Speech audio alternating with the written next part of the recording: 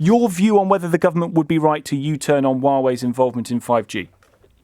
Well, we had the decision in January that there will be limited use by Huawei, but much has happened since then.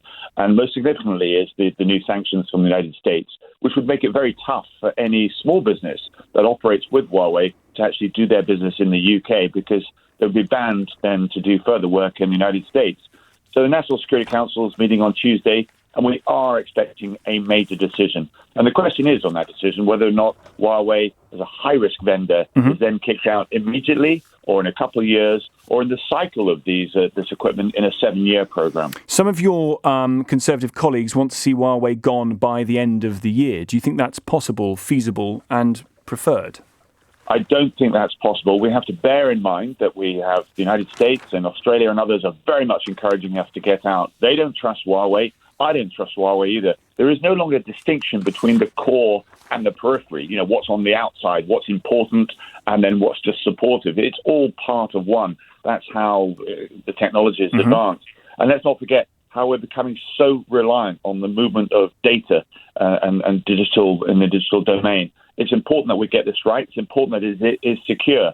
And I'm afraid what we're seeing is how Huawei is utilized by China, by its intelligence services as well, to collect data on its own people. And we've also seen that happen across the field as well. If we want to have secure telecoms infrastructure in the UK, I'm afraid we're going to have to ask them to leave.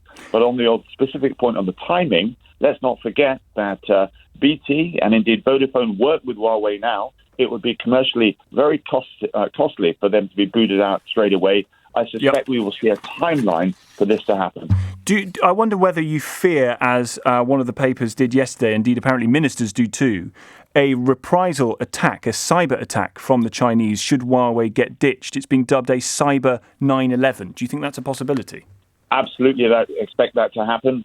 And you put it in those terms. It would be an attack that could knock out power grids and take out a hospital, perhaps. Well, no, I think it'll be more subtle than that. But yes, you're right. That is the extreme. I think as soon as whatever announcement comes on Tuesday, there will be reprisals.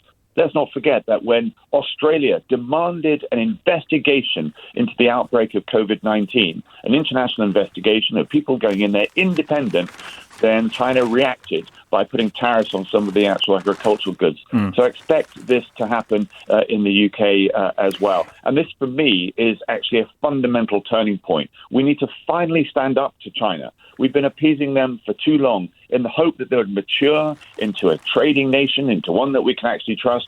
Clearly, that hasn't happened. There's a Communist Party at the heart of this with a very different vision as to where they want to take the world.